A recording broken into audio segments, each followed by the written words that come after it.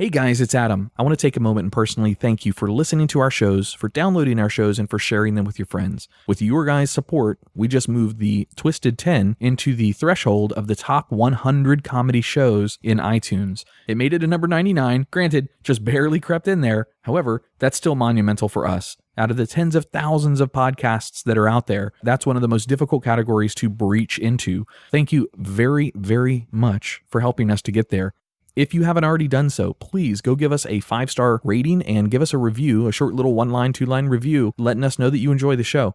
iTunes reviews are like podcast currency. It legitifies the show, it allows us to get better guests, and it allows our sponsors to really see that we're reaching the listeners that are out there. If you haven't done so yet, please go do it. We would greatly appreciate it. We've got a ton on the horizon from Dichotomy Media, a lot more on our YouTube channel, more Get Out Penny cartoons, all sorts of stuff. So please help us by giving us that 5-star rating and a little review. Thank you very much and enjoy the show.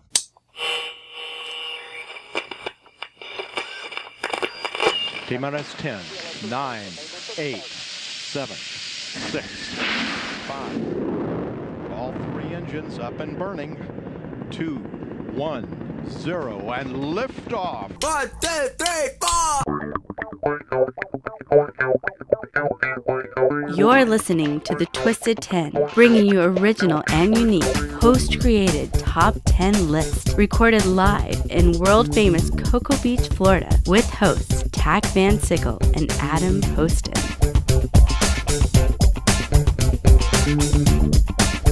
And welcome to another exciting episode of The Twisted 10. Aw, yeah. All right, and I am one of the co-hosts, but I'm not the host today. My name is Tach.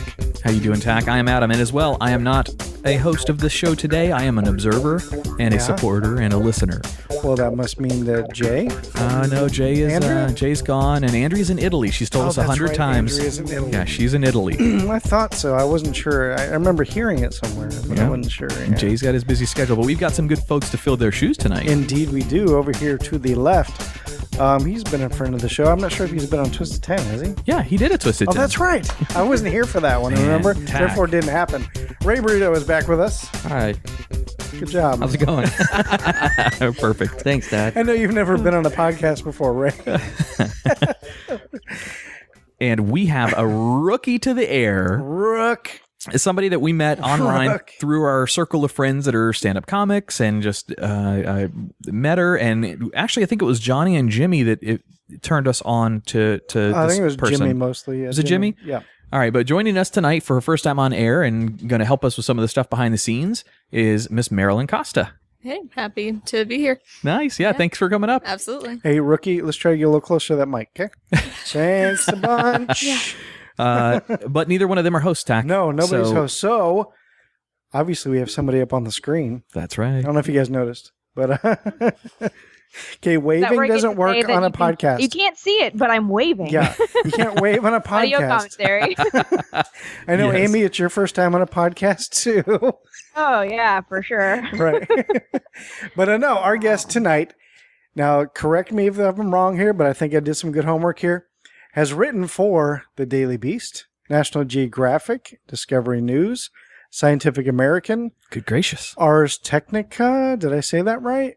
Yep. Al Jazeera English, and Popular Science.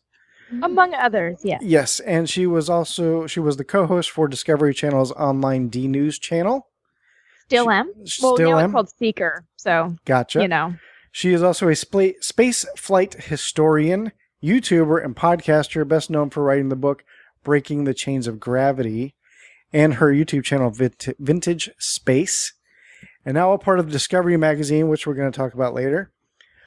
Please welcome the very talented, very busy Amy Shira Teitel. Woo! Thank you for joining us, Amy.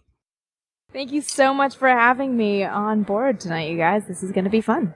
That's quite a resume, I must say.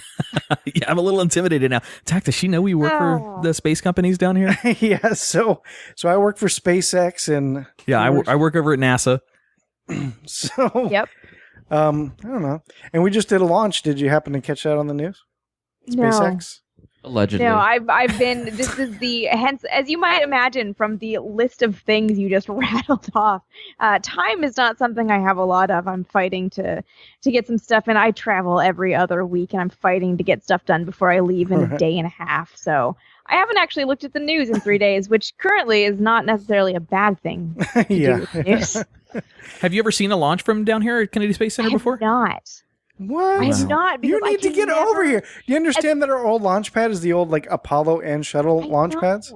I've been under that launch pad. I've been in the rubber room under there, but I have never been able to find somebody to sponsor me to take care of the fact that I will be spending a week in a hotel for holds and delays I and stuff. see. And I've never been able to just take the time off or finance it myself, just kind of vacation sitting on the causeway for a week hoping something goes. So yeah, one of these days I'll cover it for something, but Yeah. When you make up that decision, if you time it around a launch, Tack and I usually get vehicle passes or get, it's like a 1 out of 5 chance we get them, and we can take visitors right out to the vehicle assembly building to watch the launches right there. I'd love to watch a launch from the roof of the VAB. Yeah, and what's really cool right now is when SpaceX, we have that first stage that comes back now and lands. Oh, that was so cool. And it's so amazing to see that in person. It looks unnatural, looks like UFO. So awesome. Yeah. And you get the sonic the booms. videos look weird and creepy in like a cool way. Yes. You get to hear the booms. It's super nostalgic of the shuttle days way back in the day. And when that first piece comes back down to land, those booms hit you here and where we live here in Merritt Island really hard. And so it's cool to hear. That's awesome. Brings a tear to my eye. Well, Yeah. one day I'll see something leave the planet. Nice. So where's Pete? No, I think he's on the floor in my bedroom in a corner snoozing. That's one of his spots. He was lying on my arms all day, which has been adorable, but kind of hampers progress on the work that I'm trying to get done by the end of the day.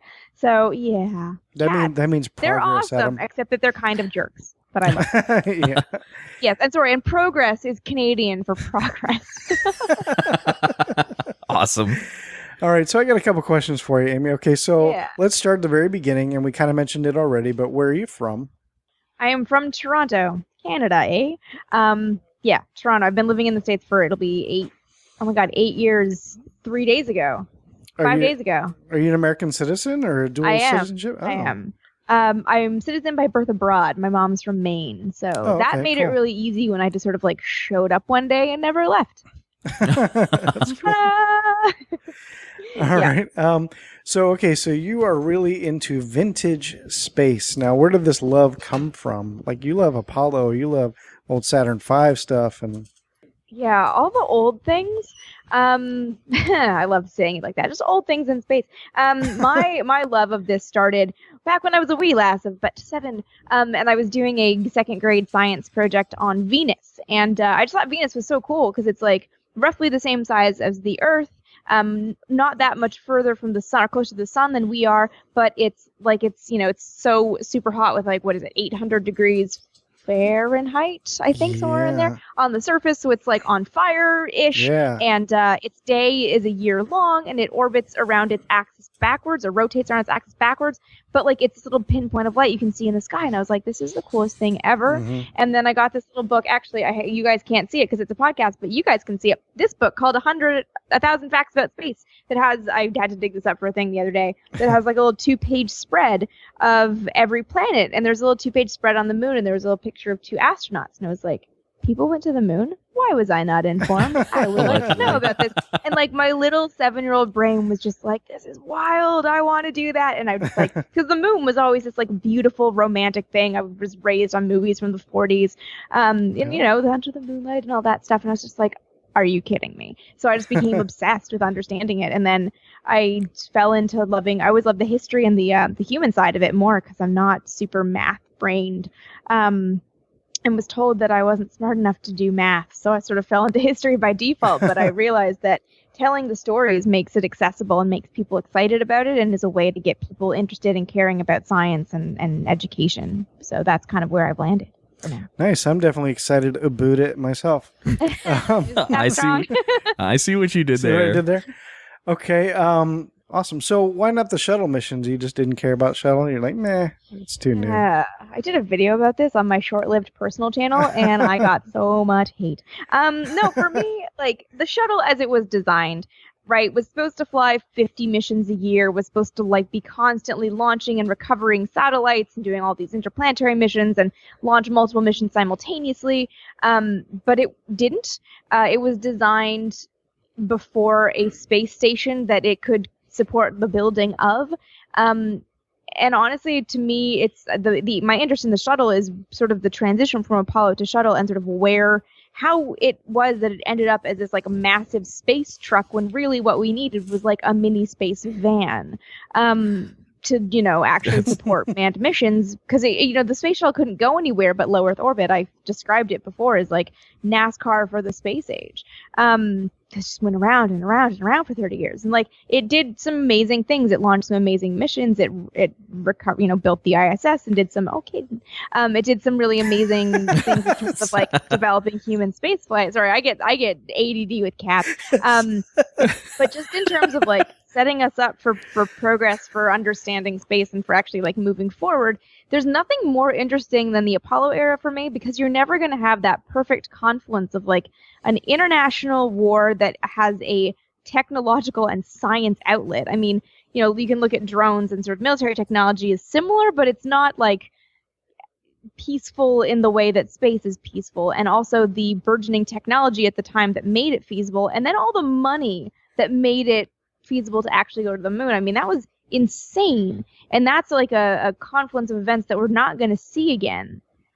Mm-hmm. Maybe we will, but like it's just such a unique moment for space to start with that like there's so much about it that fascinates me. So, the race for space now more seems to be the fight between, well, I guess not fight, but the competition between NASA and this by the private sector.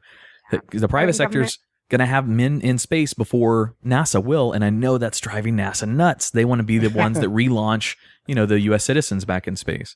Yeah, I mean, I'm certainly not an expert in space policy, though I, do know a decent amount about it. But it is interesting to sort of look at how sort of, because NASA is a government agency that, every administration changes over what it wants to do. And like Nixon canceled Apollo in part because it was Kennedy's thing and he didn't like Kennedy. So that did a number on space exploration. So when you look at that like NASA is constantly not only fighting the battle of trying to live up to this massive reputation with not a 100th of the budget. I can't math, but like almost no money where it used to have a lot of money. And also fighting to like evolve every time there's a new president with a new administrator and a new goal. Whereas the private companies don't have to deal with that. They can just do their thing. So it is kind of interesting, and there's a lot more to it. And it is like, that's a fascinating for me, version of like kind of a new space. I wouldn't call it a new space race, but like a new thing. Words are hard sometimes. I say that all the time. Yeah, that's tax. That is definitely taxing on our shows. By the way, your Vintage Space YouTube channel is absolutely amazing. I watched a few videos in preparation for your visit on here, and man, you've got some that are really, really popular. Millions of views on some of your videos. That's fantastic. It's pretty good. I'm honestly always amazed that. Like, I will do a video. I did a video on Project High Water, which is exactly what it sounds like. And, like, I want to say off the top of my head, it was like 62, 61, 63, somewhere in there. They were doing a launch of a Saturn I rocket, and they filled the upper stage with water as ballast. So they decided to release it into the ionosphere to see what happened, because why not? Because in the 60s and in space, this is the other reason I love the 60s in space, is like everything was just like, why not? So they did it, and I did this video, and like as I was editing this video and uploading it, I'm sitting there thinking like, this is the stupidest thing in the world. Like, no one's gonna watch this, and it's got like 150,000 views or something, and I don't know why, but I love it. I love that like people are weirdly into all that bizarre minutia. So yeah. Nice. So, question for you. Ready? Mm-hmm. Did Apollo 20 really happen, or was it really canceled? Conspiracy theorists disagree. Uh-oh. Have you seen the video that conspiracy theorists say is the real mission footage? Yeah. So with the alien woman that like has a waxy face? Yeah. Yeah, so I feel like I should narrate this for listeners who have not seen this video. Basically, the short version is that Apollo 20 was a joint Soviet-American mission that took a command module and a lunar module towards the surface to like lasso and harness and lift up an alien spacecraft that was seen in orbital images on the moon on the far side from Apollo 15 or 17. I can't remember which. That didn't happen. No? Sorry. I just love the idea that, like, how is NASA going to launch a Saturn V from Kennedy with no one noticing? Right. Exactly. Right? Yeah. All right, you guys heard it here first. Conspiracy. Yeah. Yeah, we'll just do it at night. It's quiet. Nobody will notice. When it suddenly turns daylight bright for like 5 minutes, Yep. no one will know what's going on. They'll be sleeping. Yeah. All right. And okay, I have a huge question for you. You've probably been asked this before, but how did you create a career for yourself in an industry that doesn't exist?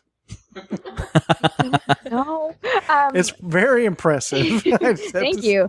Yeah, it was honestly, I should have an answer to this question by now because everyone wants to know. And unfortunately, my answer is a weird combination of luck and perseverance. Yeah. And probably like a bit of talent mixed in there. But stop being modest. Talking about that.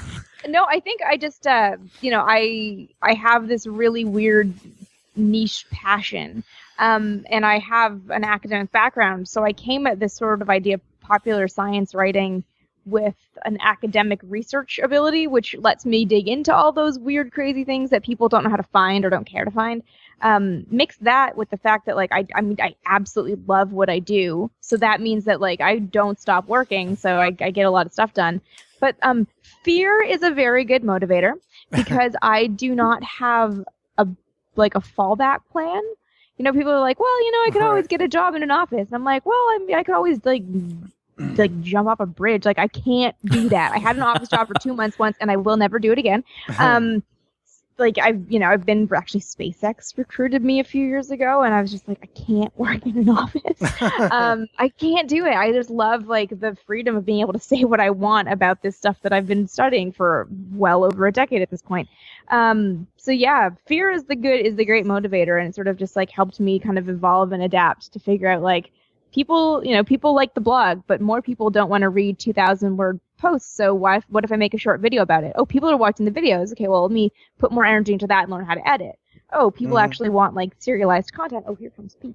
So then you sort of just like, it's like a mix of motivated by fear and throwing a bunch of shit at the wall to see what sticks and then go with it. Here's Pete. There's the cat. Hi. And who is Pete named after? Pete is named after Pete Conrad, the commander of Apollo 12. Nice. I told you she's a nerd. Yeah, she is. That's awesome. That's awesome. I don't have them. I wasn't drinking out of it today, but I have Apollo commemorative glassware. That's awesome. The amount of space nerdery in my house is actually obscene. Tack, we'll have to go get her a coin from KSC, Apollo, one of the old Apollo coins. Oh, yeah. Send it up as a thank you for doing the episode. Definitely. And one last question. In my collection. Yeah. One last question. Sorry, go ahead. So I know you recently got Discover Magazine. Am I saying that right? So what's that about? Discover Magazine. So as a blogger, you have that weird thing where like it's awesome if somebody pays you to write your own blog, right? So I started self-hosted in 2010. In 2013, I got picked up at he just woke up from a nap at Popular Science, which was awesome. I was there for almost 3 years. But then networks come and go. It's like anything, a website can shut down. It's just not making enough revenue and yada, yada, yada. So I was kind of sad, and my blog was homeless for about 6 months. And I luckily actually saw an email from an editor there that came through my website contact form, because I don't always check those, because there's a lot of them that come in and I have work to do. But yeah, it was just an opportunity to move the blog over to Discover, which is just a home for it, where I know I'll have more eyes on it and more support, which is just great, because when you know that people are reading your blog, you actually want to write good things, as opposed to when it's self-hosted, you're like, oh, I'll just put like the 200-word little Cole's Notes version and stick a video up there and call it a day. So having support behind my little, because I always say Vintage Space is like my internet baby. Like, this is the thing that I get to do whatever I want. No one can tell me not to do a topic. Anywhere else you've got someone telling you what to do. This one is just like, yep, I get to do it on my own, and now people are going to actually see it and push me to actually make it better and evolve it. Very cool. I'm so excited.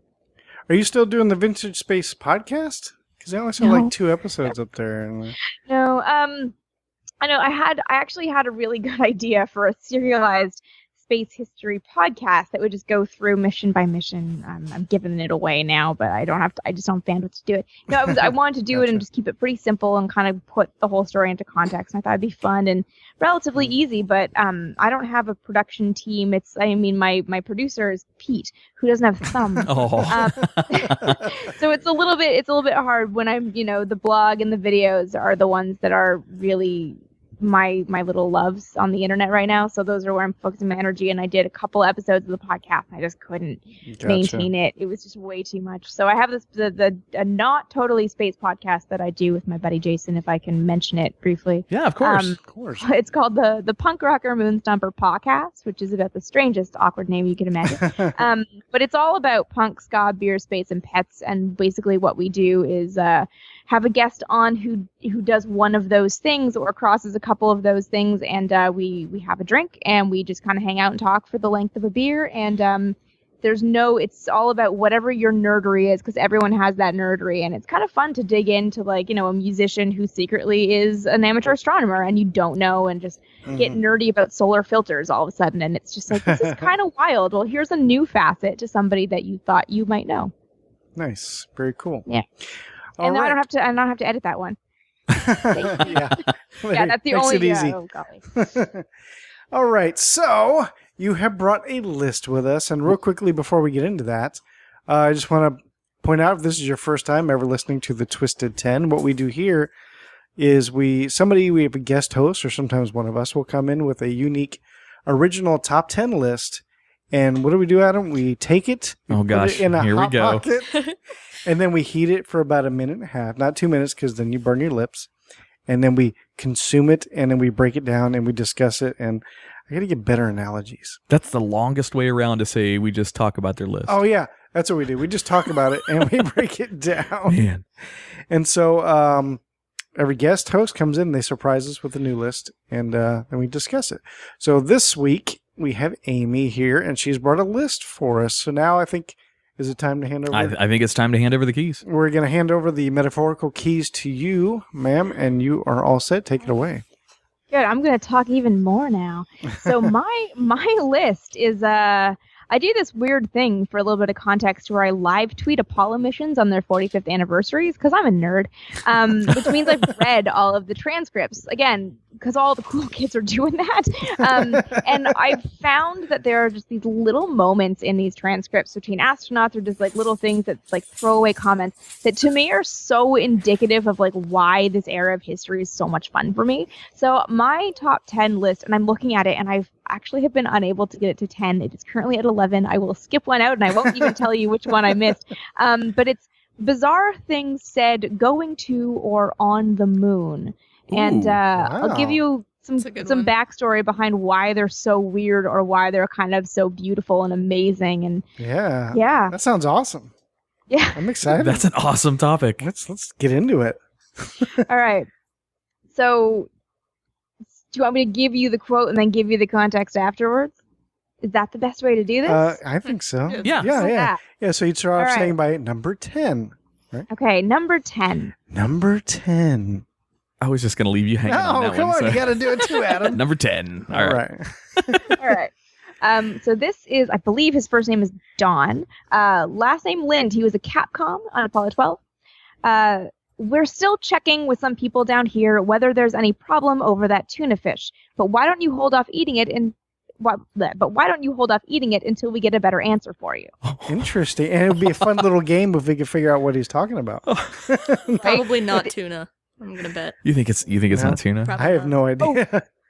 Yeah, do you guys have guesses? Do you want to take a stab at what you think the deal is? So this is- if you've read the blog post I wrote about this, no cheating. Okay. Yeah. No. I'm closing those. I've been looking at your YouTube channel and your website for the last little while we've been talking, just to bring up anything that I could find. But Tack seemed to have memorized it all. I don't know how he did that. Whatever. Space. All right. So let's go with Rookie first. What do you say? Rook.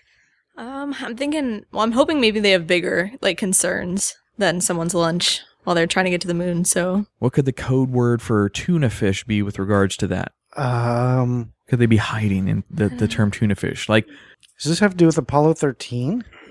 Maybe it's a particular batch of water. Batch of water? Maybe it's water that they're talking about. Do you think they're really talking about tuna Wouldn't fish? they I just say have no water, then? idea. Huh? Wouldn't they just say water? Yeah, you would think that. Or maybe it's got to be something that they don't want to say to have... It's probably just tuna fish at this point. Yeah. Like, we're just... Well, let's not dwell too long. We do have 9 more to All go right, here, all right. so- Sorry. All right, Amy. I am loving the conversation. I'm like kicking myself that I haven't done this as a game before, and I think I might have to do the "What's really going on here" game as like a live stream on Vintage Space someday and just Nice. see what happens. That's awesome. I love that. Okay, anyways, okay, so you guys are just plain old tuna fish. So this was on Apollo 12. It really is tuna. This was, if you're curious, 57 hours and 29 minutes into the flight. Dick Gordon, the command module pilot, had tuna as one of his lunch items the night before, or maybe this was at a dinner. This was a dinner period, and he'd had it for lunch. And anyways, he had some of the tuna left over, and he wanted to finish eating it. But he wasn't sure what would happen to the tuna in a pure oxygen environment, exposed to pure oxygen for 8 hours. So they asked Capcom, what do you think? Is it safe to eat this tuna? And the smartest men in the world, arguably, with the doctors that were the best in the country, arguably, could not determine whether or not it would be safe for him to eat the tuna. And this conversation went on for over an hour. God. And they actually brought in Wow. Gordon's then wife to come in and say, please don't eat the tuna. And I actually asked Dick Gordon about this last year when I saw him at an event. And he told me that he probably just ate it and didn't tell anybody about it. Did they bring his mom on the phone too? She's like, just No. eat it, baby. You'll be fine. Just eat it. Nope.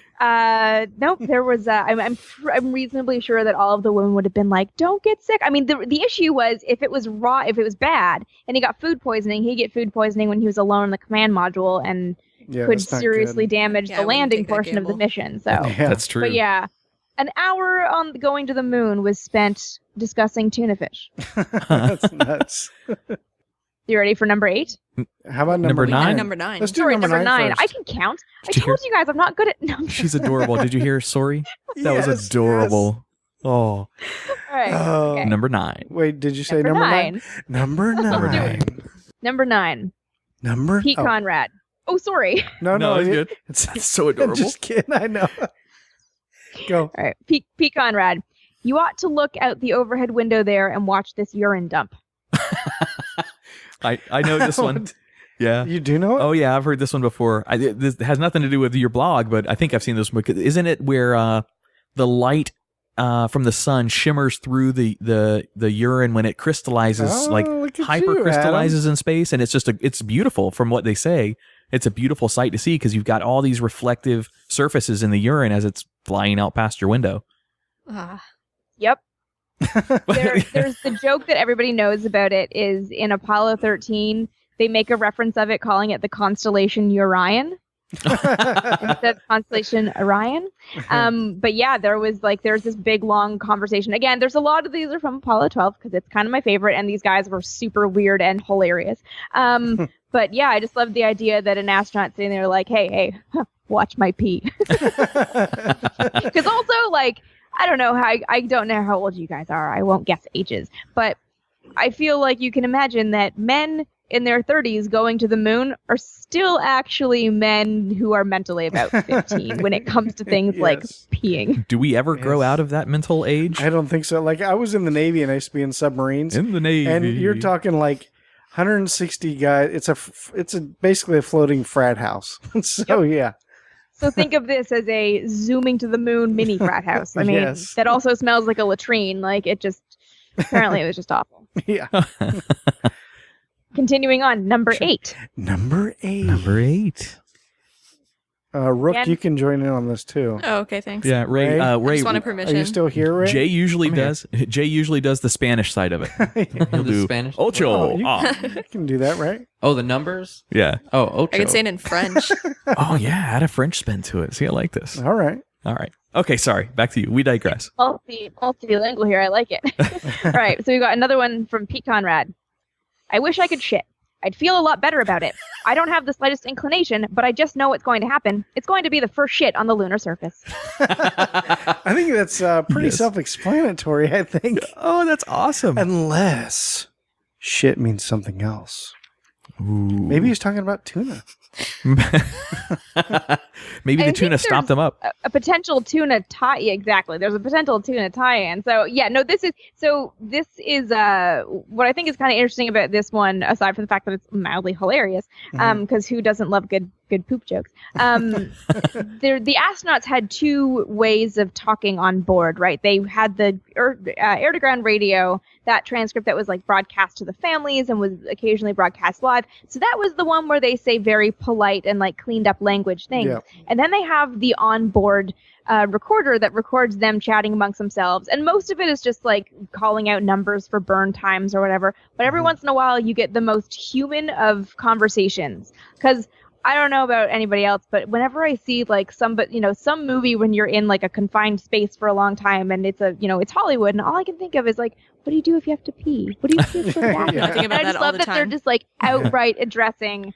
So the astronauts also went on what was called a low residue diet. So this would be a high protein diet that would give them fewer bowel movements because they didn't exactly have a way to get rid of it. They just had to poop in bags and then squeeze crystals in it to neutralize the odor and like absorb the liquid out of it, but they had to store it and bring it back. Tasty. You know too much about this stuff.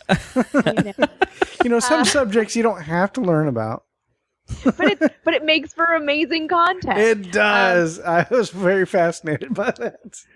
So I love the human moments of like, yep, this is a real thing, and we're gonna sit in a tiny vehicle together and talk about how I can't poop. Well, especially because I think it's such like a historic glorified like event that when you think of like these amazing men going up and doing such fantastic things. But like you said, it's so the context, the conversation is so human and so relatable that when you hear it, you're like, yeah, that's something I would say. Add that human element to it. Exactly. Absolutely. Definitely. Yeah. Number 7. Seven. Ocho. No. 7. Damn it, Ray. Siete. For all of them. You had one job. One job. So Ken Mattingly said on Apollo 16, "Gall dang it." You say gall? Gall dang it. Gall dang it. What Apollo was this? 16? 16. Gall. There's not really much to guess in this one. What I find really interesting about this one mainly is because I can't remember what military branch Mattingly was from, but these guys were all military and they all swear like sailors, as evidenced in number 8 with Conrad talking about wanting to take a shit. Yeah. When they knew they were on that microphone, that they were going broadcast live to the world when they were on the moon's surface, they had to come up with creative ways to curse. And gall dang it was one that stood out to me. It's like, I've never even heard like a sweet old man say that when he like dropped a credit card at a restaurant. Like, gall dang it. That's because you live in Canada. We don't live in Canada anymore. That's true. That's true. But I just, for some reason, I find this so sweet that like these astronauts are on the moon's surface, like fussing with rocks, driving rovers around, and something goes wrong, and they just say, "Gall dang it." Gall dang it. What was the action that was going on that caused that? Can't remember. I can't remember. I think if I'm looking, so this was from my own tweet. I don't have a timestamp on this one, so I can't look it up. But I could dig it out, but it would take too long. My scene direction, as it were, is still lots of pics going on Apollo 16, which makes me think that this was the end of the last. I think it was the end of the last EVA. So they were taking a bunch of pictures and trying to just get at the last of everything they could want to photograph of themselves on the moon with the rover, because they'd done all the sites already, that they were just having some issues getting everything like stored away and ready to put up in the lunar module. And, you're thinking about pressurized, bulky gloves. I mean, these things are massive and you're exhausted. You're at the end of your EVA and things are starting to not work as well. And you've got gall dang it as the expletive. Yeah, that's funny. Or I guess Mattingly was in the CM though. So I don't know. I think he was doing like star sightings. Like he's on his own at this point, actually. Oh, yeah, that's what it is. There you that's go. What it is. Isn't it weird that I just remember that halfway through? Yeah, no, it was Duke and Young were taking pictures of themselves, and Mattingly is up there doing photography of the surface while they're doing that. That's what was happening. And at some point, I think this might have been when he was actually on the far side by himself, like narrating himself for NASA's benefit so they could line up the pictures with where he was. And at some point he like loses something and he's like, God dang it. And you've got these, and I remember this like weird parallel that like meanwhile on the surface, they're dropping things being like, ah, shucks. Because they can't curse. They try not to curse openly on a hot mic. It was pretty funny. That's Matty funny. Lewis, CMP. See, sometimes you have to remember what's going on, and you should do that before you start talking. No, the exchange back and forth almost made it that much better to watch your mind work to dig up that you could old see file. the moment where she remembered it because her eyes like lit up. And That was that proverbial light bulb, wasn't it? That's what we I saw. think it was. Yeah, Interesting. I just have one on my desk all the time. Put up when I remember things. And there's the tattoo I Alrighty. just watched the video about. Oh, the Gemini Regalo Yeah, tattoo, yeah. the nerdiest tattoo I could That's imagine. awesome, though. I like it. Yeah, Actually, that's great. as a like total sidebar, I had a panel on, I don't even remember when, last weekend with a bunch of Gemini engineers and Tom Stafford, who flew 2 Gemini and 2 Apollo missions, which was intimidating. And I showed them my tattoo at the end of it, and a couple of them actually worked on this and were just amazed that someone A, knew what it was, and B, had it permanently put on their body. It was really cute. They're all, That's these lovely awesome. guys in their 80s. Those are the best kind. Guys in their 80s are adorable. They are. I mean, we live in like the elderly capital of the world, so That's a good point. yeah. Oh, jeez. Okay, are we ready for what are we on? Number 6? Number 6. Did you say it? Oh, Number 6. number 6. Number 6. Ocho. It's a, Damn it, right, Burrito. Nobody knows the difference. it's amazing that we're doing this by video and still successfully talking over each other. Oh, yeah. Yeah. All right, so this is from, I can't remember his first name, Hartsfield, who was the Capcom on Apollo 16 at one point, talking about Charlie Duke's suit. Well, we thought about it and smoked over it, and we kind of think maybe we ought to do nothing unless you have some real bad trouble tomorrow. Sounds like That's my a mom, maybe? super concerning tidbit, though. Like, that's not what you want to hear. I know. Yeah, exactly. And they smoked about it, too. So Unless his fly got stuck. That wouldn't be good. Yeah. Do spacesuits even have flies? I don't think so. Don't they have like that tube that just... Yeah, I think they can they don't they use? have a catheter or something? I don't know if they have a know. catheter in. Definitely not a catheter. That would be, No? I don't know how when long they're you in can the leave suits? a catheter Well, they have- in, but I know it's not like 12 days. They have catheter condoms too, which sounds really nasty, but it's like a rubber band that's kind of hanging onto your member, and then that Yeah. leads it to where it's supposed to go. But yeah, I don't think they had catheters in the space missions. I guess it'd be hard to do it. Can you put my catheter in, buddy? Damn it, it fell out. Maybe the aw shucks moment was when his catheter fell out. Maybe that's what Oh, is that it? Is that it? He's just hanging out in orbit alone, trying to do a catheter to himself in zero gravity. Oh, God dang it. God damn. And they were like, well, we thought about it. Just leave it. You're good. Leave it. You're fine. We smoked about it. just piss in the suit. It's okay. So this one, Charlie Duke realized that, right, in zero gravity, you can grow because your spine is not compressed as much. Astronauts can grow a couple inches. So Charlie Duke realized that he couldn't actually close his lunar EVA suit very well. Oh wow. And they wanted to try to figure out, there's not a fly, but there are zippers involved, zipper up the back of it, that he was really having a hard time getting it shut. And they were trying to figure out, like, could he, like, if he could, like, basically, like, jerry-rig something to fix it even temporarily, but NASA was, like, terrified that if he did anything and broke a part of the suit that he wouldn't be able to put it on at all, which meant that even John Young wouldn't be able to go outside because you don't have an airlock on the lunar module. You just depressurize the whole thing and step outside. So the couple of things in this quote that I like, first of all, just the fact that NASA being not risk averse at the time, because they're sending men to the moon, but the idea of maybe just don't touch it unless something happens is, like, again, the advice, like the tuna, the advice from, like, the smartest men on the planet, just leave it alone and hope.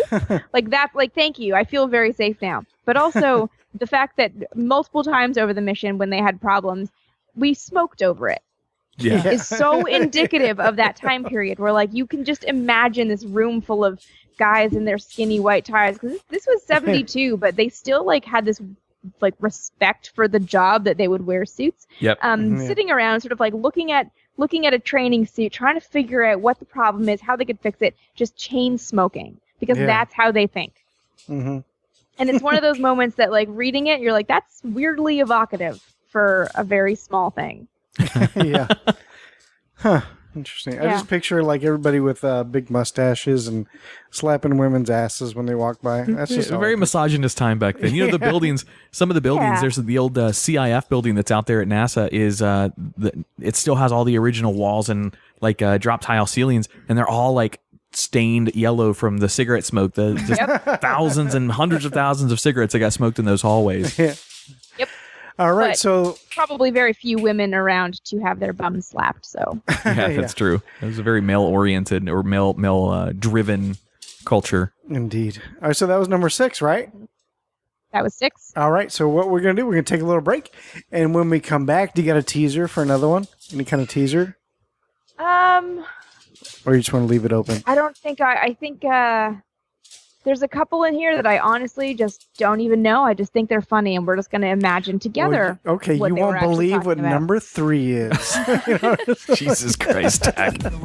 Love it. All right. So we will be right back.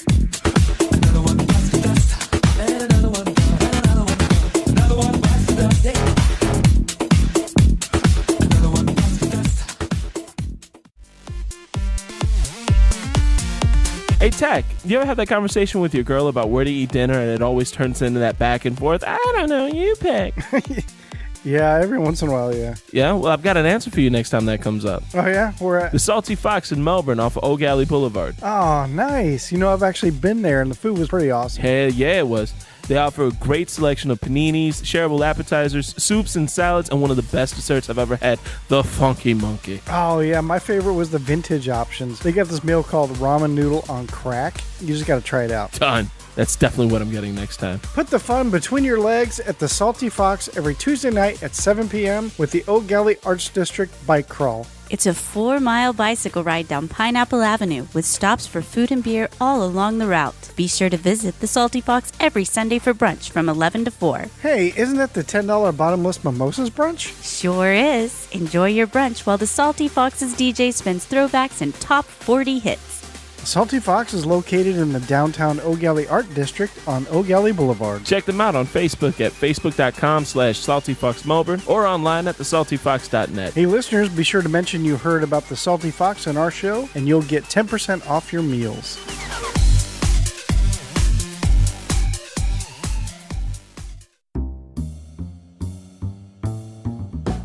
Village Idiot Pub. You locals know about it. You guys from out of town have to check them out. Village Idiot Pub is now a proud sponsor with Living Podcariously and the Twisted 10 podcasts. It's more than just about commercials, though. The cast here will be taking our show on the road to Village Idiot to record some episodes as well as hold events. They have over 30 beers on tap, including ciders and Hefeweizen, my favorite, as well as hundreds of bottle choices. Adam, you forgot my favorite, all the delicious wine.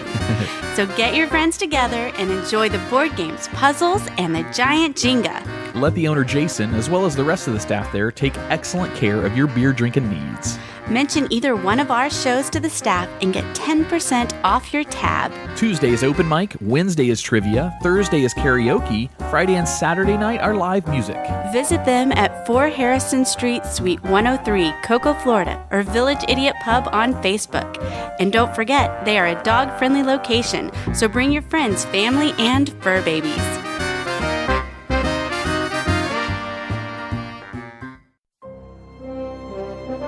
Do you like sci-fi, AI, and technology? Do you enjoy going on tangents and down random rabbit holes of a subject?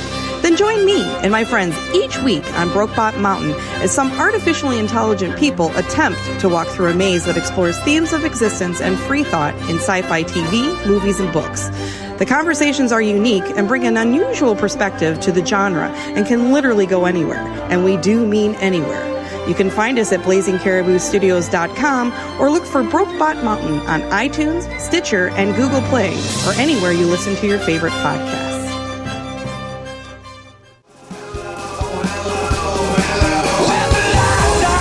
Hey, it's Adam. If you enjoy the hosts or the content of the Twisted 10, be sure to check out our other show. It's called Living Podcariously. While the Twisted 10 may get crass and explicit occasionally, it holds no water to Living Podcariously. We do get a little bit more rough and raw on that show. We have a lot of fun producing it and have had some awesome guests. And as always, thanks for listening.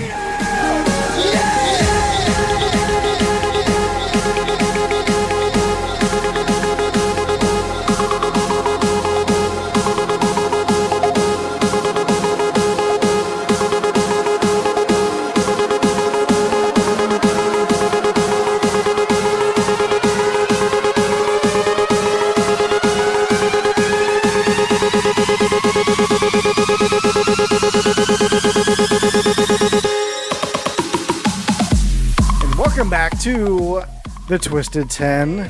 Hope you guys enjoyed the break. I enjoyed it. Thank you. Good. It's refreshing. Good. Amy, did you enjoy your break? Did you pet Pete? I did. I pet Pete. He's currently sleeping curled up on the floor right now and staring at the wall. So, Oh, good. All right. So what we've been listening to is the top 10 weirdest things ever said in space? On the moon missions. Bizarre things said going to or coming back from or on the surface of the moon. There you Very go. cool.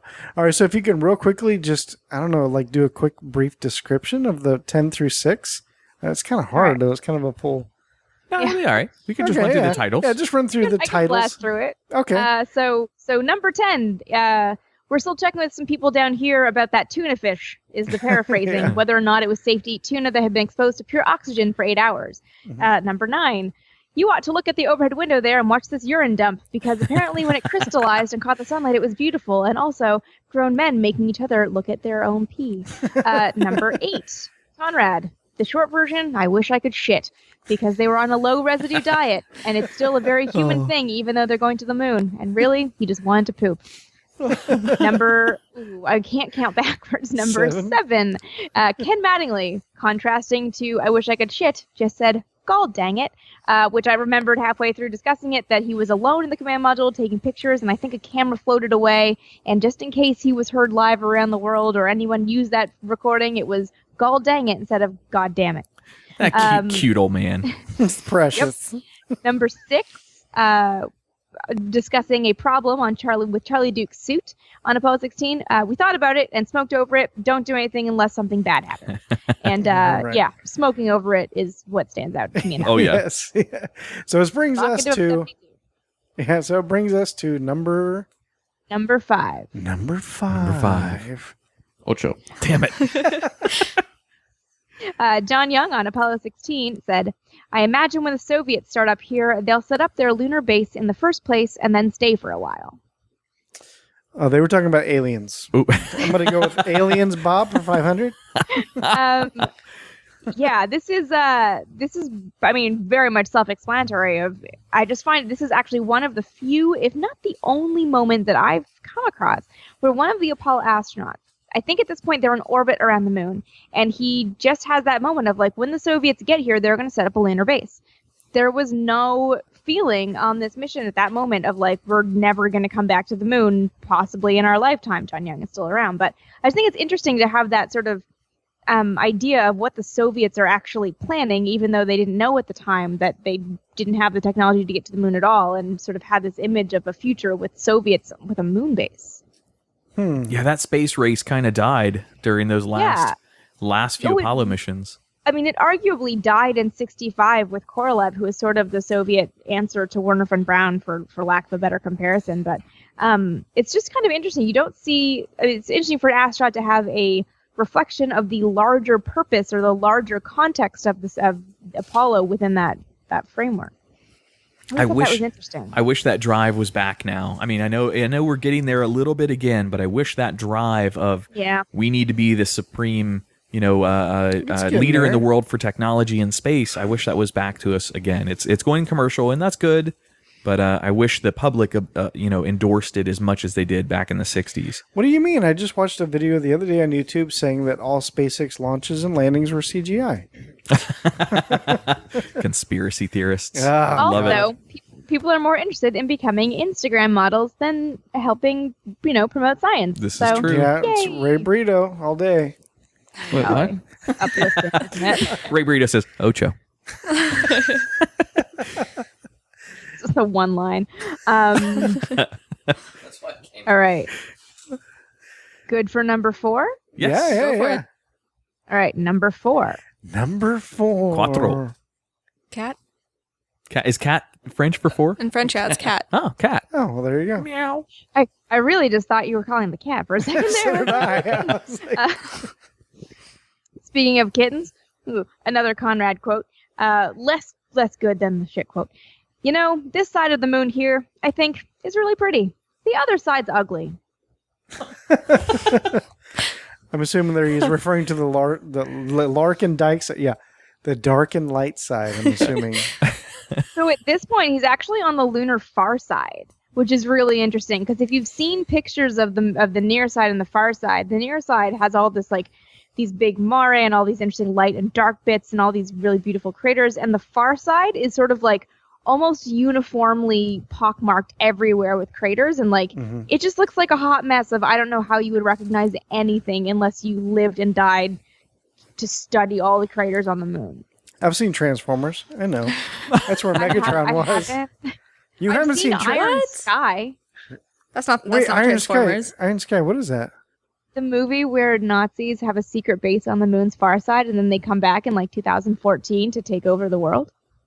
Nerd. Yeah, you know that movie. That's awesome. That sounds good. No, it's one of those movies that's like so bad it's good. Yeah. One of those. I got you. I love those.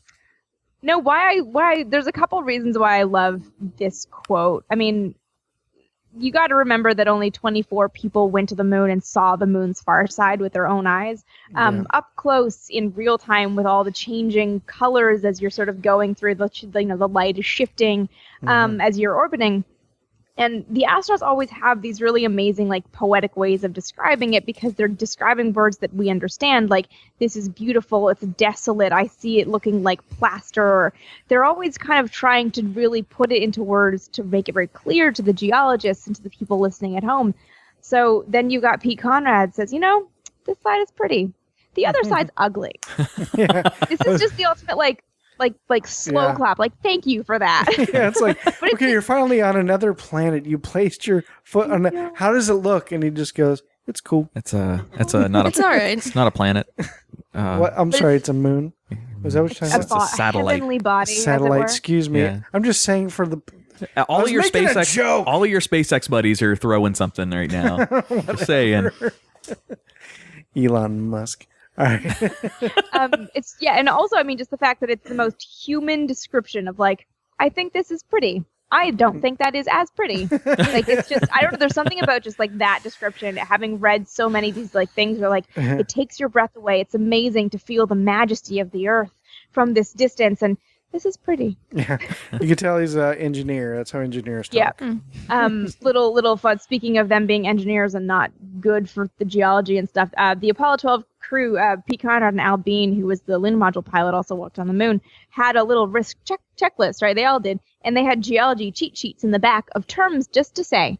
Didn't say what it was, just like things like albedo, which they called Al Bean albino, which is also a pill that helps you fart or stops you farting. But what's this? albino. They cheated with maybe it's Canadian or something, but they would cheat with their geology terms. So speaking of engineers, they were so engineered-y that they had to like take words about rocks to the moon with them.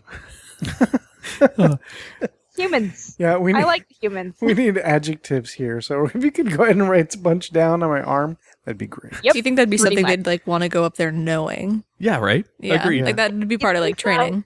Teach me description words. Like just go up to the moon. Just worry about that. Just right look at it. Come back. Well, wait a minute. NFL quarterbacks wear cheat sheets on their arm for their plays. For their plays. I'm just saying. But that's not. I don't know. That's sports. That's not another planet, Tach? No. I don't know. I don't get sports metaphors. Oh, okay. He gets Hot Pocket metaphors. He does get Hot Pocket metaphors. Yeah, very good. Thank you. Listen to the Rook. Rook's toasting you, buddy. I'm just saying. It's all right. We'll get her back. All right. Sorry. Go ahead. Are you ready for number 3? Number 3. Yeah. We shouldn't say sorry. That. Yeah, we're ready. Number 3. Number 3. Ocho. 3. Hey, it's stupid, all the but languages with the correct number that time. Awesome. This is Mike Collins to the crew of Apollo 8 on their way to the moon at some point between the Earth and the moon. We would like to let you know that there are only 2 more shopping days until Christmas. That's not right. Oh, somebody's pulling some fast ones up there in space. It was only 2 more shopping days until Christmas at the time. This would have been on what days? They launched on December 21st, so it would have been the 23rd. But when did they come home? The 27th. See, so that's not right. So that wasn't useful information for them. No, definitely not. But it is indicative of this there was very much a culture of like every morning when they sort of did housekeeping and were kind of waking up and starting their day, that they would give them updates from home to make it feel less like they were, Separated. I don't know if anyone ever thinks about this, but like when you think about the size of the Apollo spacecraft, it's really, really tiny, and it's somewhere between the Earth and the moon. That when I try to visualize what that would feel like to look out the window and just see nothing, it like gives me panic attacks. Yeah. So they would give these guys these like updates from home, and it was usually there were a bunch of guys, jocks. It was a lot of sports scores. A lot of there was one at some point they told everyone, just by the way, Elizabeth Taylor is a grandmother. Hate to disappoint you. She's only 39, but she's a grandmother. All these like weird little pop culture updates, and I just love because Apollo 8 was the first one to the moon, and it was around Christmas time. The update from home was shopping days until Christmas for the first bit of the mission. I feel like that's just kind of like a dick thing to say, though. Because at that point, like, I know that I'd be the one up there and be like, I didn't buy anything for my... Like, I would be the one like, shit, But you would have a really good excuse. Yeah, and you can bring back the coolest thing in Moon Rock, so... Be like, that was my plan. Oh, they didn't land. Oh. So, yeah. You can bring back some space air. This is the iconic Earthrise picture was taken Christmas Eve that year. Yeah, interesting. Was... What time zone are the astronauts on when they're traveling through space? Is it Zulu time? Is it Greenwich mean time? They are on mission elapsed time. Oh. So they're talking to Houston, which is in Central Time, and it's actually like such a mess, the time of missions, which I actually need to like research this and figure it out. But so they were talking to Houston on Central Time because they're in Houston, but the Cape was working on Eastern Time because it's in Florida. But the crew and everyone was really following mission elapsed time, so it's going through. So I can tell you, I don't have that timestamp, but Conrad saying that the far side of the moon was prettier than the near side was at 92:51 in the transcript, so 91 hours and 52 minutes. What But then there were all so then you have to figure out what day that is in the flight, right? When you're transcribing it for the humans. But then they did these things where like if they missed, if they skipped a burn or like they didn't land, like on Apollo 16, they didn't land when they were supposed to. They had to delay the landing by a couple of orbits around the moon. They had to actually jump the clock forward 20 hours at one point so that all the other mission events would be on the time as it was laid out in the mission event planner pre-launch. Holy shit. Damn. It's the most confusing thing in the world. They just like doing math. I think that's it. Engineers just love math. Extra work. I mean, you're the engineer. Would you love that? Would that like make you happy? So the way they did timing was just like sort of nuts, but they tried to keep it on time for Houston just because that's where mission control was. Okay, that makes sense. Crazy. Freaking engineers. Yep. All right, go ahead. Alrighty. Number 2. Number two. Duh. Okay. This is damn it. This is the one that is fully open to interpretation from all. Ooh. Great. 131 hours and 42 minutes into Apollo 11, Neil Armstrong said, "You ready for your underwear? Mike, you ready for your underwear? You ready for your underwear?" What? That sounds like I have absolutely no idea what's happening at this point. sounds like a Rihanna song or something. work, underwear. Yeah, basically. Just mumble, underwear, blah, blah, blah, underwear. What? They don't have a laundry facilities on the space vehicles? Did they have a George Foreman grill? Maybe they were drying their underwear? Definitely not. What I think I like that your mind went there. Maybe they were talking that joke, like, "Hey, Tack, hand me that's over there. It's underwear." Under you said it. Ah, see? Yeah. Maybe that was it. Ready, knee slapper. Oh, jeez. Yeah. You had a bony knee. Sorry? Yeah, I do have a bony knee. I know. I do. My current skeleton onesie that I wear anytime but Halloween. I think what was happening at this point, and this is pure conjecture, so no one out there quote me on this, but a lot of times, because it was very hard to clean things in space and you don't have ample running water, they would strip down naked to go to the bathroom. Because then you could just wipe it off instead of having to wash it out of your clothes if you got into it. So I've always wondered if at this point Mike Collins stripped down naked to take a quick little cheeky poo, and then Armstrong was passing him his clothes back. That's a pretty good theory. That's my theory. I'm not sure. Again, do not quote me on this, anybody. But I don't think they brought a change of underwear. Maybe they did, but like he would have to get naked, and someone would have to be passing him the underwear for that to be a thing that you would say. So they'd all get to be pretty fast friends, I imagine. Oh yeah. I mean, even if in training alone, you're like stuck in a thing with people for like months at a time. Like if you don't like each other, you're gonna be tolerant of each other. I think that might be why they didn't do like all women ones back then, because they would just be like really bitchy, passive aggressive comments, like, "Oh, I like how you just wear anything," and they'd be like, they wouldn't make it back. I mean, maybe it's you got the Navy guys who are used to being in the submarines and they just don't care about things anymore. They're just like, get it. That's you, Tach. I mean that in a good way, that they're like, you know what? I've seen a bunch of naked dudes for years. I'll just hang out with a bunch of naked dudes in space. I don't even care. Every guy's dream. Right. I have a collection of like Adam's underwear and Ray's, so I may have them mixed up now in different pockets. How many pair of Ray's underwear do you have? It's not talking about one that. for every day of the week. Sorry, go ahead. All right. So last one, number one. Number one. Uno. That's for you, Jay. Yeah. Ocho. All right. I don't have who said it. It just says Capcom in what I have. But the hordes of people that devised this procedure are going to be coming in. Hold up until everyone can listen. Ooh, so there was some sort of technical procedure that happened on the aircraft that they needed. Maybe it was an emergency of some kind, and they needed Apollo 13. All of the people to. I was right. I was building up to it, Jack. Sorry, you're not fast enough. It was a storytelling. I and look it was cooler now. Damn it! I knew that one. Without redo. Let's do that one over. Number one. No. Did Ed Harris say it? I don't know. I know it wouldn't have been, because I don't think Gene Kranz got on.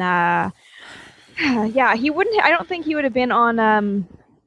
The console talking to the astronauts. It would have been the Capcom, and it depends on who the team was, who the Capcom would have been at that point. Gotcha. I don't know, but it's the moment in Apollo 13 where they have the command module power-up procedure ready to go. So this was like the big thing, right? This spacecraft was not designed to be turned off, let alone turned off and frozen and then restarted again to re-enter the atmosphere. But it was the only way to conserve power in the batteries.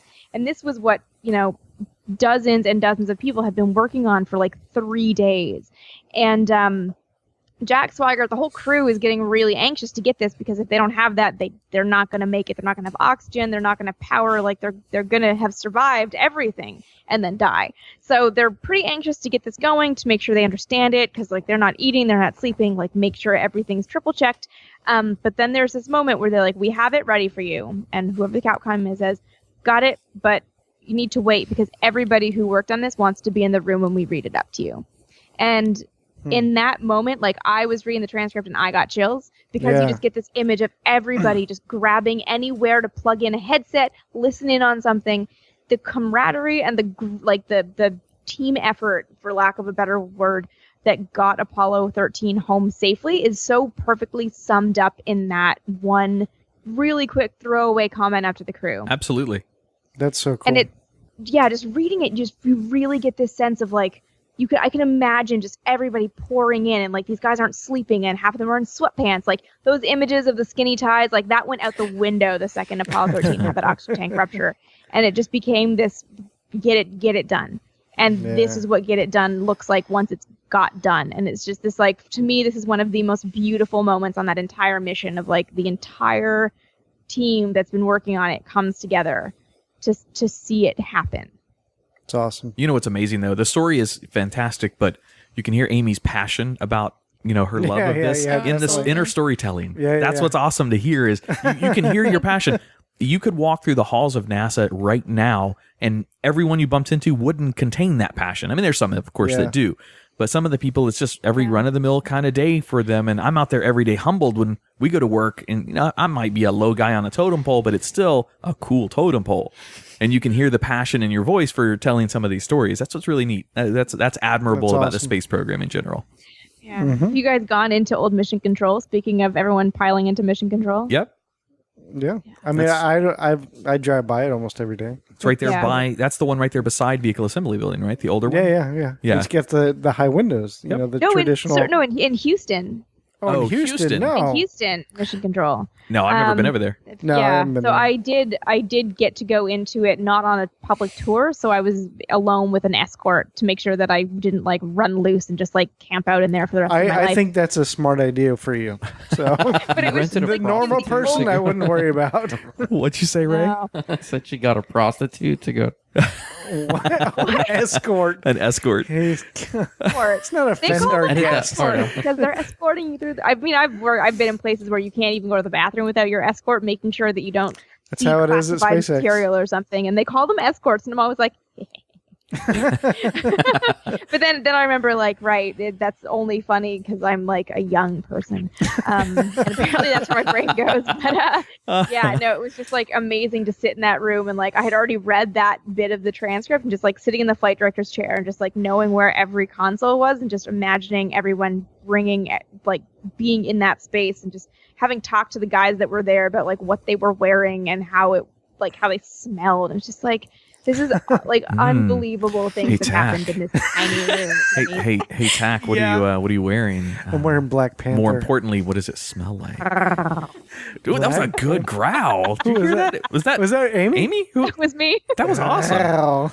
No, she got you beat, buddy. That's my thing. I always do that, and people always roll their eyes at me. I learned how to coo at pigeons out my window in second year of undergrad. Wait, did you like sit there and practice and like see what they responded to best? I was in the attic of the building that I was in, so like pigeons would just be up there like ooh, ooh, all the time, and I Wow, would sort listen of to lean that. out the window and just So you were like, I want to be a part of this.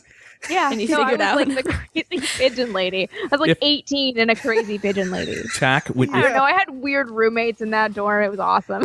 if you set up another Twisted 10 in the future with Amy, it has to be animal impersonation. Yeah, let her do bird sounds, bird Because calls. she did that growl and then the birds. What else You're you onto got? something. Give You're onto us something. one more. I don't know. It depends. I mean, I can do a pretty good Pete bringing me things. He brings me things like little stuffed rats because he's an indoor cat. So you know how they want to bring you something because you can't hunt. So they kill things. Well, thankfully Pete can't bring me dead things, but he can kill his little like plush Kong rat that needs more catnip in it, and he'll sort of put it in his mouth and.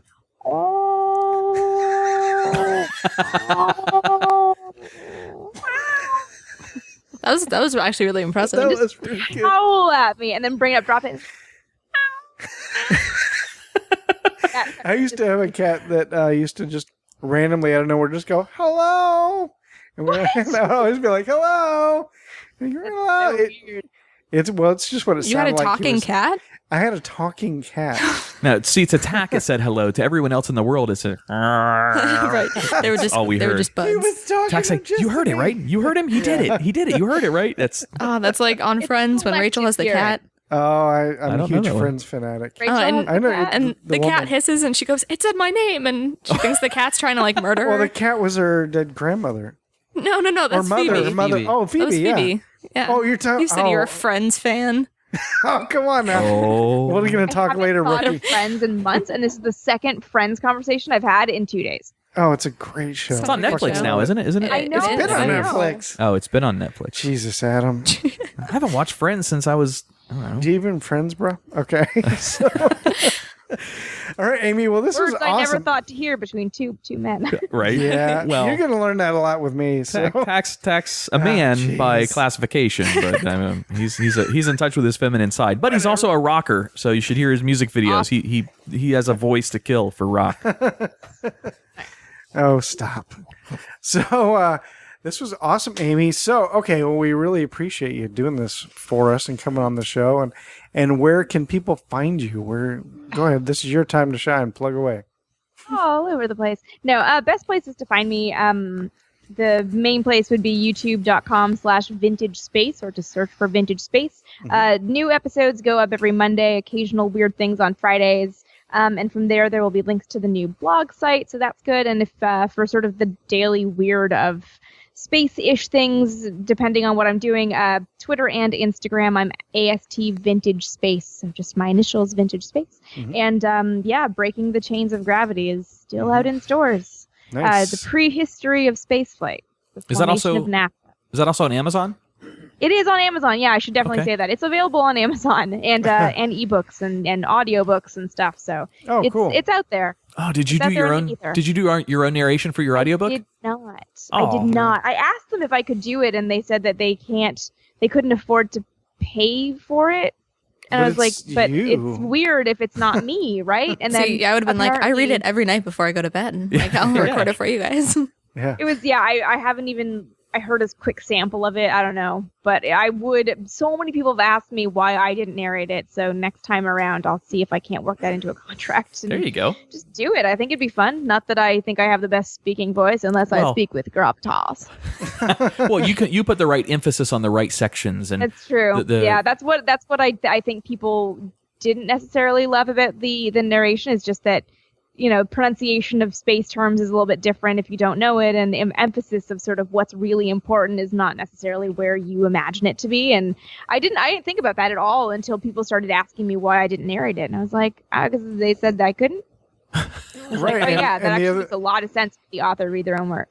Yeah, Yeah. and that thing that the reader won't have that you do is your passion right behind it. Because, like you said, just like Adam was saying, we could hear it and see it like as you're talking. It's awesome. By the way, for any listener out there, all the links to Amy's book, to the sites, to the Facebook, to the YouTube, to everything, to the YouTubes. You hear what I said? To the YouTubes. Yes, we're old. That'll all be in the show notes for this episode. So whatever you're listening to on for your device, listening to this show or online, just go look at the show notes. They're all there. They're clickable links, so it can take you right to it.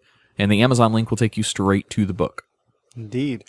So Ray Brito, first of all, Gallows Humor Podcast. We love the podcast. Partners of ours here in Brevard County, keeping Brevard County, Florida, representing podcast. Represent. Well, good. Yes. I don't know what to say there. Ocho. All right. Yeah, Ocho. ESPN 8, the Ocho. Yeah. So how can listeners get a hold of you for Gallows Humor? Same. Just Just through any of the- iTunes, Google Play, all that stuff. Perfect. Yeah. I And- talk more on my podcast. Yeah, you didn't say a whole lot on this one, but that's okay.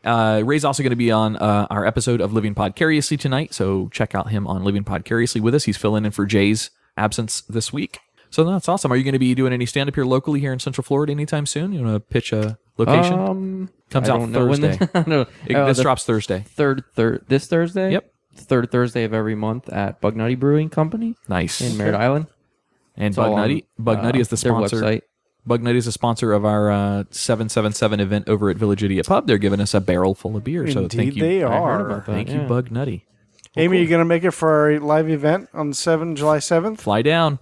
Probably not, because I will be driving to Tucson that day. Well, we're just a little bit out of the way. Road trip. Yeah, just take a right where you would normally take a left and Right, drive keep for going. You can 4 skip days. that. You don't need to go to Go that. for 4 days. Yep, Yes. exactly.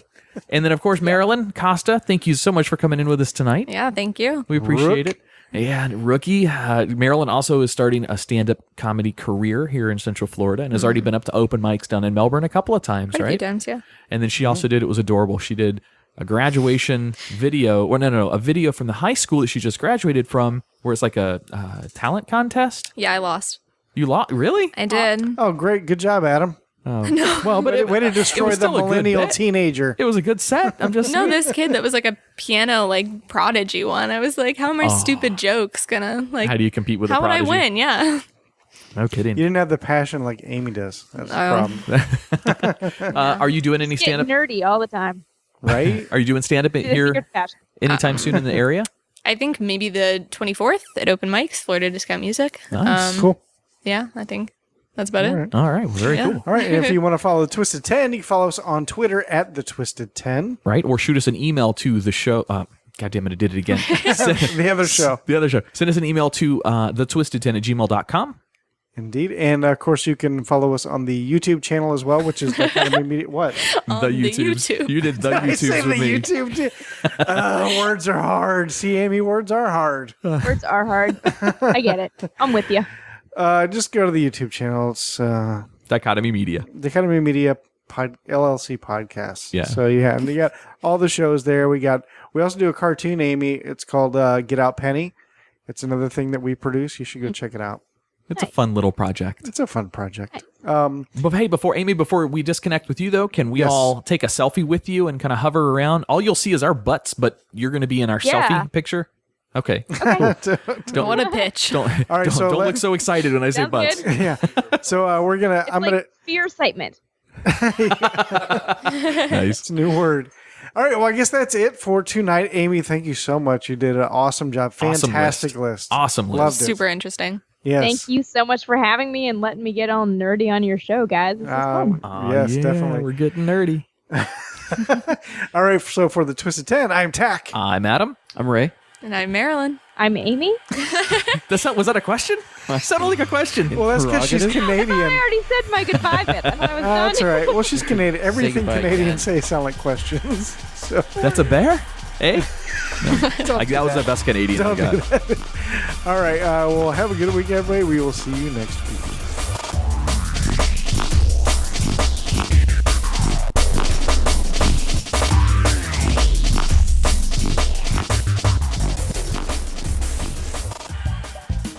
Wait. Don't hit stop on the episode just yet.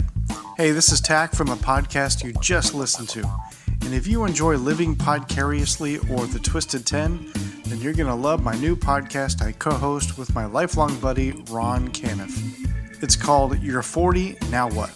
It's about the trials and tribulations of turning 40 and just getting through life.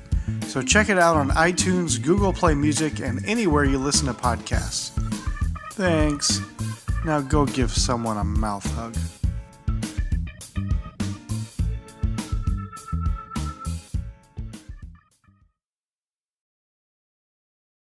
Recorded live in world-famous Cocoa Beach, Florida, with hosts Tach Van Sickle and Adam Poston.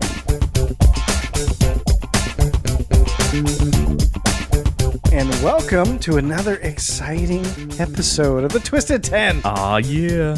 All right, and I am one of the co-hosts, but I'm not the host today. My name is Tach. How you doing, Tach? I am Adam, and as well, I am not a host of the show today. I am an observer and a supporter and a listener. Well, that must mean that Jay? No, Jay's gone, and Andrea's in Italy. She's told us 100 times. Andrea's in Italy. Yeah, she's in Italy. I thought so. I wasn't sure. I remember hearing it somewhere, but I wasn't sure. Yeah. Jay's got his busy schedule, but we've got some good folks to fill their shoes tonight. Indeed, we do. Over here to the left. He's been a friend of the show. I'm not sure if he's been on Twisted 10, has he? Yeah, he did a Twisted 10. Oh, that's right. I wasn't here for that one, remember? Tach. Therefore, it didn't happen. Ray Burrito is back with us. Hi. Good job. How's it going? Perfect. Thanks, Dad. I know you've never been on a podcast before, Ray. And we have a rookie to the air. Rook. Is somebody that we met online through our circle of friends that are stand-up comics, and just met her. And actually, I think it was Johnny and Jimmy that it turned us on to this I think it was person. Jimmy mostly. Yeah, Was it Jimmy? Yeah. All right, but joining us tonight for her first time on air and going to help us with some of the stuff behind the scenes is Miss Marilyn Costa. Hey, happy to be here. Nice. Yeah, thanks for coming up. Absolutely. Now we work for the space companies down here. Yeah, so I work for SpaceX and Yeah, I work over at NASA. so Yep. I don't know. And we just did a launch. Did you happen to catch that on the news? SpaceX? Allegedly. No, I've been. This is the hence, as you might imagine from the list of things you just rattled off. Time is not something I have a lot of. I'm fighting to get some stuff, and I travel every other week, and I'm fighting to get stuff done before I leave in a day and a half. So I haven't actually looked at the news in 3 days, which currently is not necessarily a bad thing to do with the news. Have you ever seen a launch from down here at Kennedy Space Center before? Not. What? I have not. You because I need to can get never- over here. You understand that our old launch pad is the old like Apollo and shuttle I launch know. pads? I've been under that launch pad. I've been in the rubber room under there, but I have never been able to find somebody to sponsor me to take care of the fact that I will be spending a week in a hotel for holds and delays I and stuff. see. And I've never been able to just take the time off or finance it myself, just kind of vacation sitting on the causeway for a week, hoping something goes. So yeah, one of these days I'll cover it for something, but Yeah. When you make up that decision, if you time it around a launch, Tach and I usually get vehicle passes or get, it's like a 1 out of 5 chance we get them, and we can take visitors right out to the vehicle assembly building to watch the launches right there. I'd love to watch a launch from the roof of the VAB. Absolutely. Hey, rookie, let's try to get a little closer to that mic, okay? Thanks a bunch. But neither one of them are hosts, Tach. No, nobody's So- host. So, obviously, we have somebody up on the screen. That's I right. don't know if you guys noticed, but okay, That waving where I get doesn't to say work that on a you can- podcast. You can't see it, but I'm waving. Yeah, you can't wave on a Audio podcast. commentary. I know, Yes. Amy, it's your first time on a podcast too. Oh, yeah, for sure. Right. But no, our guest tonight, now correct me if I'm wrong here, but I think I did some good homework here, has written for The Daily Beast, National Geographic, Discovery News, Scientific American, Good gracious. Ars Technica, did I say that right? Yep. Al Jazeera English, and Popular Science. Among others, yeah. Yes, and she was the co-host for Discovery Channel's online D News channel. Still am. Well, Still now am. it's called Seeker, so, Gotcha. you know. She is also a space flight historian, YouTuber, and podcaster, best known for writing the book Breaking the Chains of Gravity, and her YouTube channel Vintage Space, and now a part of Discovery Magazine, which we're going to talk about later. Please welcome the very talented, very busy Amy Shira Teitel. Woo! Thank you for joining us, Amy. Thank you so much for having me on board tonight, you guys. This is going to be fun. That's quite a resume, I must say. Yeah, I'm a little intimidated now.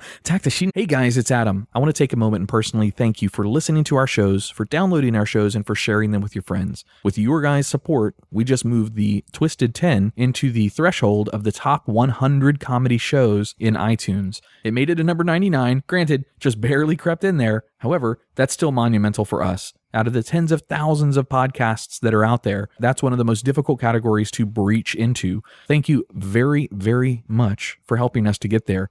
If you haven't already done so, please go give us a 5-star rating and give us a review, a short little 1-line, 2-line review, letting us know that you enjoy the show. iTunes reviews are like podcast currency. It legitifies the show, it allows us to get better guests, and it allows our sponsors to really see that we're reaching the listeners that are out there. If you haven't done so yet, please go do it. We would greatly appreciate it. We've got a ton on the horizon from Dichotomy Media, a lot more on our YouTube channel, more Get Out Penny cartoons, all sorts of stuff. So please help us by giving us that 5-star rating and a little review. Thank you very much and enjoy the show.